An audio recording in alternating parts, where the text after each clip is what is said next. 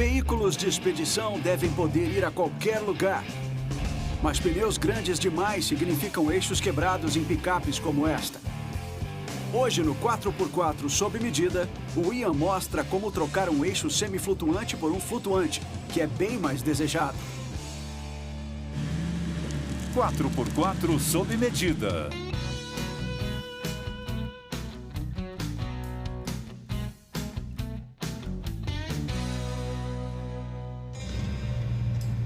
Um tempo atrás, um amigo chegou pedindo para mim para construir uma picape de expedição para ele. Então nós checamos um monte de opções diferentes. Demos uma olhada em Chevrolets das antigas, alguns Toyotas mais novos e até mesmo alguns Jeeps. Mas um veículo que eu acho que não recebe todo o crédito que merece nesse mundo do off-road é esse aqui.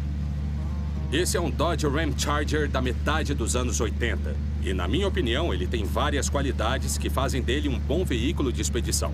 Número 1, é uma picape bem grande, tem muito espaço aqui dentro. Número 2, ele é um Dodge da primeira geração, então as opções de motor para ele são quase ilimitadas. E mais importante, ele é um 4x4 muito bem construído de fábrica. Um eixo sólido na dianteira e um eixo sólido na traseira. O único problema é que ele é, de fábrica, uma picape de meia tonelada. E como a maioria das picapes de meia tonelada, ele tem eixos semi-flutuantes.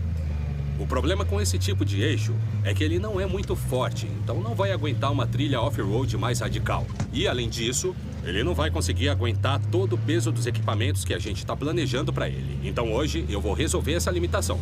Vou me livrar dos semiflutuantes e instalar flutuantes. Um eixo semiflutuante, como o que tem na traseira desse Ram Charger, é um eixo que basicamente tem duas funções principais. Sempre que você transmite potência da transmissão passando pelo pinhão e coroa até a roda e pneu, o eixo acaba se torcendo. Isso é chamado de carga torcional. O eixo se torce para frente e para trás. Ao mesmo tempo que esse movimento acontece, o peso do veículo está sendo sustentado também pelo eixo. Aí, então, ele vai precisar se mover num arco, assim ele se torce e acaba se dobrando ao mesmo tempo. E por causa disso, ele é feito de um material diferente daquele que você encontra no eixo flutuante. Mas o grande problema é como os eixos são presos dentro da carcaça.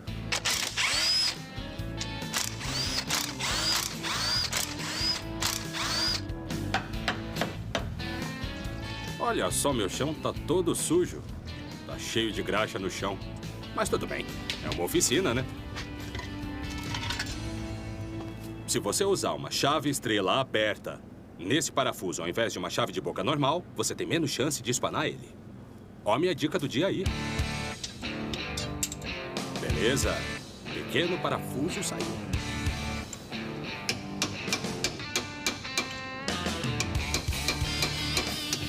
Aí, que legal!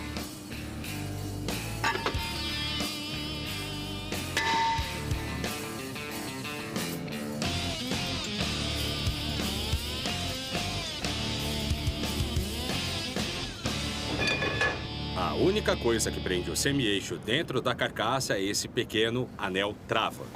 E como vocês puderam reparar, o parafuso que eu tirei já estava todo quebrado. Por essa razão, não é nem um pouco incomum que isso aconteça. Ou então que o semi-eixo se quebre numa solução de eixo semiflutuante. E quando isso acontece, não tem nada segurando a roda e o pneu no veículo. Assim, enquanto você estiver dirigindo, o semi-eixo vai se soltar e lentamente te ultrapassar na estrada. O que basicamente vai estragar o resto do seu dia, porque você vai ter que desmontar todo esse conjunto, achar um semi-eixo novo e dar um jeito de remover o pedaço quebrado. Mas um sistema de eixo flutuante não tem esse problema. Um eixo flutuante não tem só uma aparência diferente, ele também é projetado para funcionar de maneira diferente. Ele é maior porque, geralmente, é instalado em picapes de 3/4 de tonelada ou de 1 tonelada. E um bom exemplo de um eixo flutuante é esse eixo traseiro Dena 60. Mas onde ele é de fato diferente é bem aqui na roda.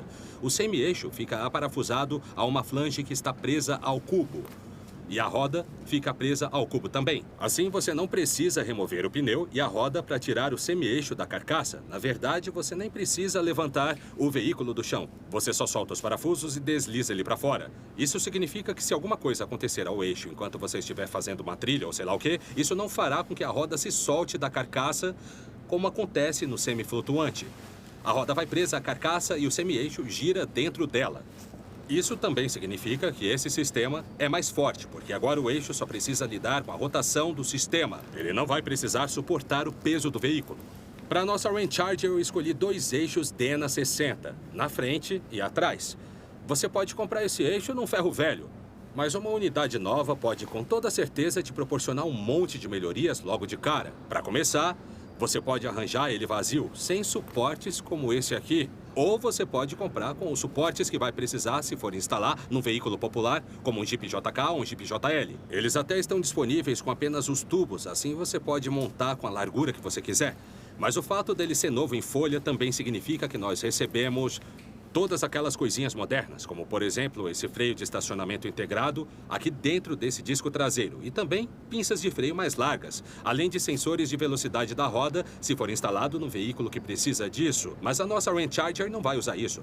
Nesse momento, temos um eixo básico aqui, que vai ficar na traseira, e ele tem uma relação 410 e bloqueio eletrônico, o que é ótimo para um off-road mais radical. Eu vou carregar ele, né?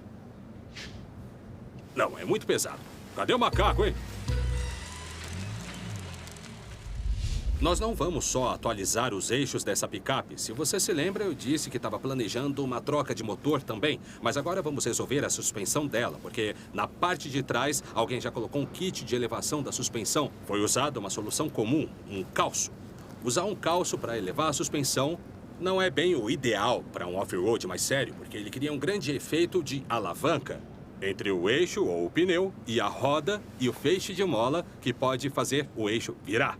No melhor cenário, você só terá uma trepidação na roda. No pior cenário, você pode quebrar o eixo cardan ou um semi-eixo, que nós já falamos como é perigoso quando acontece, ou então perder o calço do seu kit. Vamos trocar essa suspensão e colocar outra que não usa calço.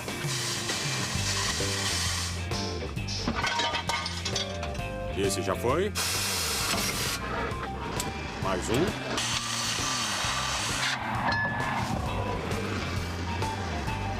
Já foram 3, só falta mais um. Maravilha! Por que você tá pendurado aí? Agora não tá mais. Modo hovercraft acionado. Sempre que você planejar uma troca de eixo como essa, mantenha o eixo mais completo possível. Deixa ele com os pneus no lugar e isso facilita na hora de mover ele na oficina. Então agora, com eles fora do caminho, o último componente da suspensão que será trocado, obviamente, é o feixe de molas. E ele está preso só por 2 parafusos. Tá, né? Tenho que usar fogo.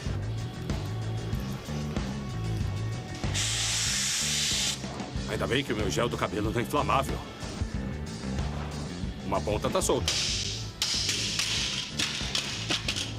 Plano B. Vamos cortar fora. Muito perto. Agora sim. Não tem um problema que o maçarico não resolva. É isso, doutor.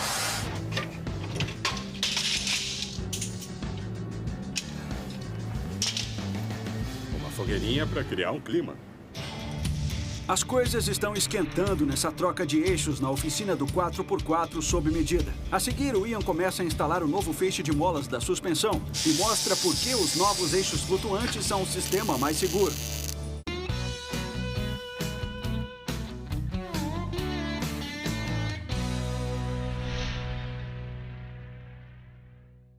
Não há nada de errado em ter feixes de mola num veículo off-road, apesar da reputação ruim deles. Para mim, especialmente numa picape como essa, que fará muitas expedições, eu acho que eles são perfeitos por 2 motivos. Número 1, eles posicionam o eixo na suspensão e também atuam como as molas do sistema. Então você tem muitos poucos itens que podem falhar quando você está numa trilha. Mas, se isso acontecer, tudo o que você precisa é de um feixe de molas reserva e eles são pequenos. Você vai querer achar um sistema de suspensão que tenha um feixe traseiro arqueado como esse aqui. Um bom kit de suspensão vem, obviamente, com os 4 feixes, os amortecedores e, o mais importante, grampos novos. Porque você não vai querer reaproveitar grampos usados no seu sistema. Eu optei por usar só parte desse kit, por causa da nossa troca de eixos. Os novos eixos são maiores que os originais, os tubos deles são maiores. Então esses grampos aqui não vão servir, mas eu já tenho outros para instalar.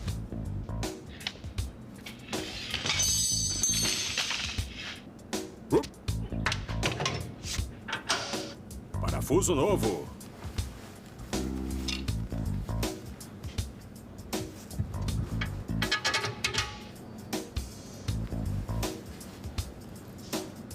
Estamos pronto.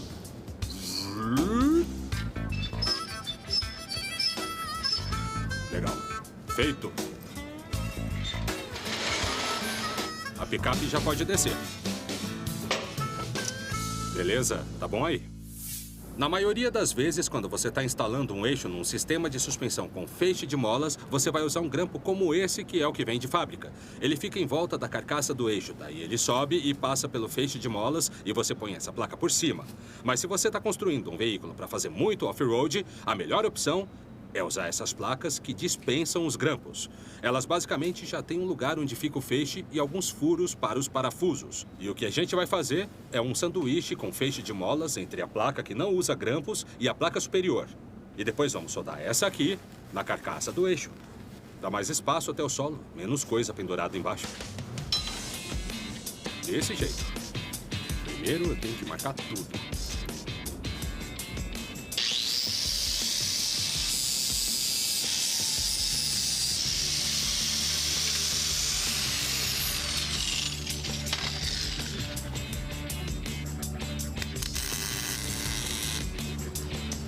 Sempre que você colocar esses suportes de feixe de molas no eixo como esse, é melhor não soldar toda a peça até ter todo o peso do veículo sobre o eixo e com tudo que você planeja carregar na expedição. Mas não esqueça, esse é um veículo de expedição, mas ainda não chegamos nesse ponto. O motivo disso é um dos problemas do feixe de molas.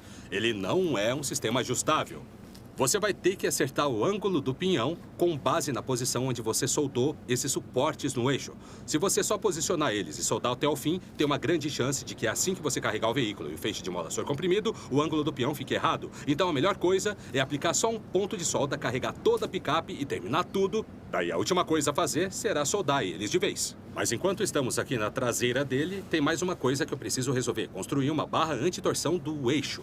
Em suspensões de feixe de molas, quando você coloca pneus e rodas grandes e tem uma relação baixa de engrenagens na caixa de transferência, existe uma grande chance de, ao fazer uma trilha, o eixo do veículo acabar torcendo ou girando no feixe de molas quando o veículo tem muito peso. Isso pode causar uma falha no eixo cardan, porque a cruzeta vai travar e quebrar. Mas isso é fácil de corrigir. Você compra um kit de barra anti-torção para o eixo, tem vários no mercado. Eles vêm com duas placas que são soldadas num dos lados do eixo. Elas têm um pivô superior e um pivô inferior, que depois serão conectados ao chassi do veículo. Essa solução vai permitir que a suspensão permaneça comprimida e, ao mesmo tempo, evitará que o eixo seja torcido nesse sistema.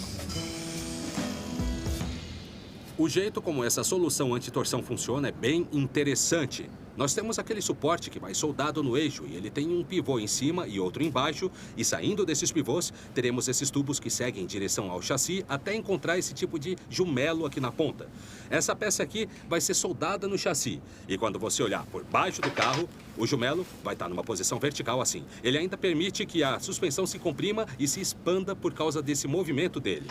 Mas quando o eixo tentar se torcer, ele vai tentar levantar esse jumelo no ar, o que ele não vai conseguir porque ele vai estar preso ao chassi da picape. Geralmente eu instalo isso embaixo do veículo, mas está muito apertado lá embaixo, então eu vou tirar o suporte que eu já instalei e montar tudo aqui na mesa.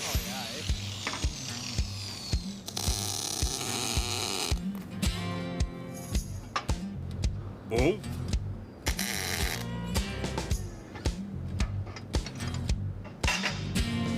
Dois. Ah, esse corte é enorme. Isso vai ser legal.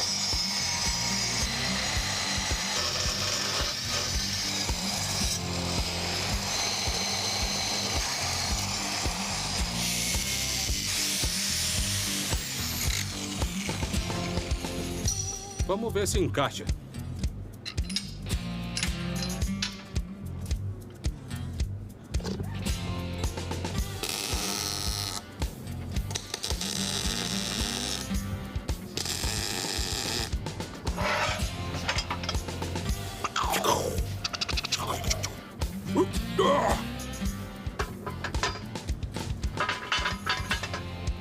Vai rolar.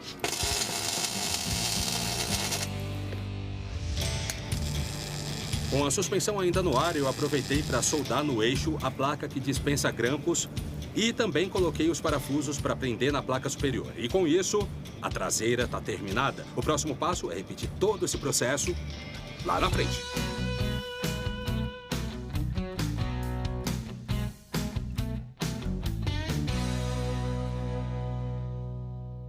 O eixo traseiro já foi instalado e o dianteiro está aqui em cima de cavaletes. Aqui na frente, eu não vou usar aquela placa que dispensa grampos. Eu vou usar grampos comuns nessa instalação aqui. Uma coisa legal sobre esses suportes é que eles têm 3 furos em cima. Esses 3 furos permitem que você faça um ajuste fino na suspensão. Você vai poder mover o eixo uns centímetros para frente ou para trás, e isso vai ajudar a posicionar melhor a roda dentro da caixa de roda. Ou seja, se ela estiver raspando na parte de trás ou na frente, você ajusta a posição dela. E é só isso que você precisa fazer para instalar o eixo dianteiro. Colocar no lugar, passar os grampos, mas é melhor lixar o eixo primeiro. E depois a gente fala sobre a direção.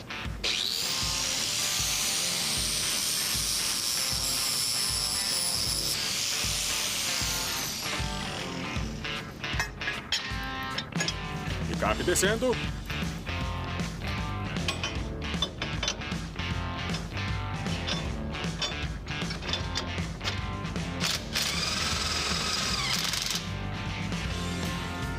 Ficou preso? Agora sim. Não dá pra dirigir com uma parafusadeira presa na mola. Vão falar mal, né?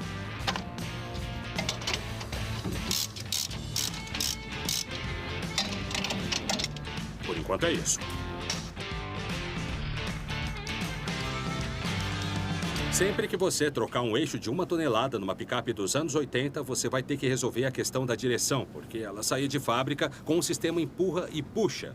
Isso significa que a caixa de direção é instalada na viga do chassi e a barra de direção se move de frente para trás. Ela não se move através do veículo, que é o que a gente quer. Então você precisa de um kit de conversão de direção crossover. Existem muitos modelos dele no mercado. Você pode fazer tudo do zero usando um kit de terminais rotulares para esse tipo de direção.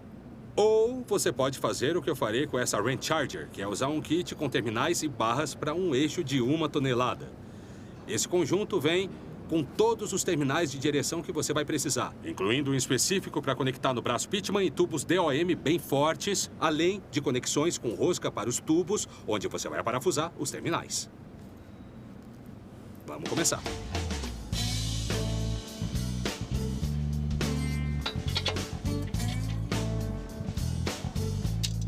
Muito bem, quase 1 metro.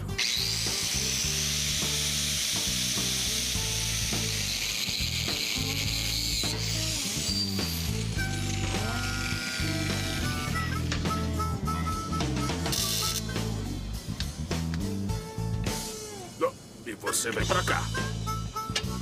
É isso aí. Agora, com isso no lugar, eu posso testar as rodas e pneus. Os eixos da Dana já vêm com um braço high steer nessa junta da direção do lado do passageiro. Este seria um modo de montar o nosso kit de direção. O problema é que ele é instalado por baixo.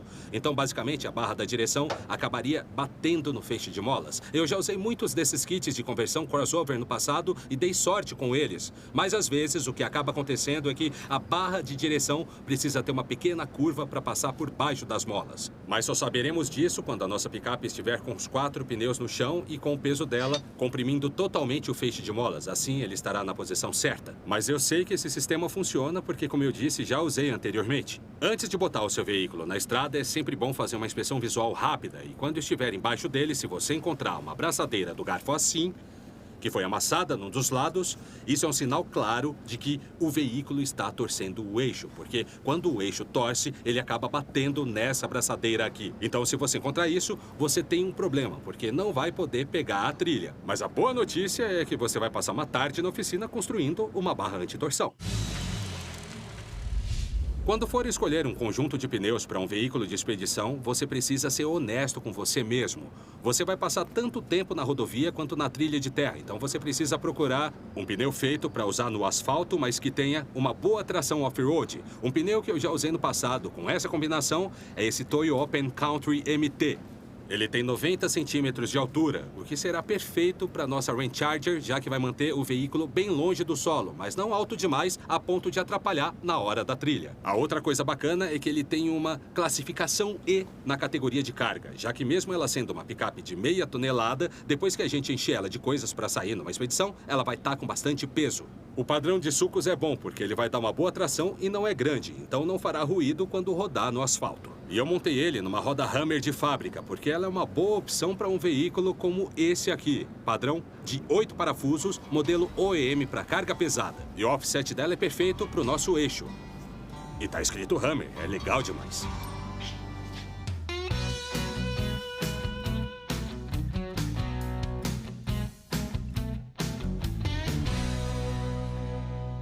Quando fizer a sua troca de eixo, outra coisa que você precisa ficar de olho é no eixo da transmissão. Como nós passamos de um eixo semiflutuante de meia tonelada para um Dana 60 na traseira, o eixo agora ficou comprido demais e ele já teria que ser modificado de qualquer jeito, porque a cruzeta é do tamanho errado. Aqui usa uma 1350 e no eixo aqui uma 1310, que é o de uma picape de meia tonelada normal. E você também deve ter reparado que na dianteira dessa picape instalamos a caixa de transferência mais próxima do lado do motorista, enquanto que a Range Charger saía de fábrica com ela no lado do passageiro. Eu fiz isso por causa da troca de motor que ainda vai acontecer. Então não vou me preocupar com essa diferença nesse momento. Vou me preocupar quando trocar o eixo de transmissão, porque isso tem que se conectar a isso aqui e hoje não está fazendo isso.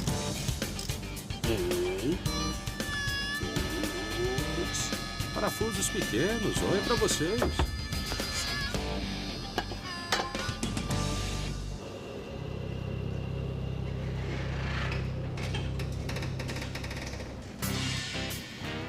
Atualizar essa Range Charger com eixos de 1 tonelada e uma suspensão elevada para os pneus de 35 polegadas é perfeito, mas eu acho que o elemento crucial em toda essa mudança são as rodas H2. Eu acho que outras rodas se projetariam um pouco demais para fora dos paralamas, mas essas rodas Hammer ficam perfeitas dentro das caixas de rodas e dão uma boa postura ao veículo. É ótimo para uma picape como essa, cujo objetivo é fazer expedições, já que ela não vai ficar jogando lama para todo lado e nem para cima da picape. O próximo passo desse projeto é atualizar o motor. Atualmente, ela tem o modelo 318 debaixo do capô. Ele não tá ruim, mas a gente pode fazer melhor. Além disso, a gente tem que resolver a questão da caixa de transferência, que agora tá do lado do motorista. Agora, no próximo episódio, a gente vai trocar o coração dessa máquina aqui no 4x4 sob medida. Versão brasileira, DPN Santos.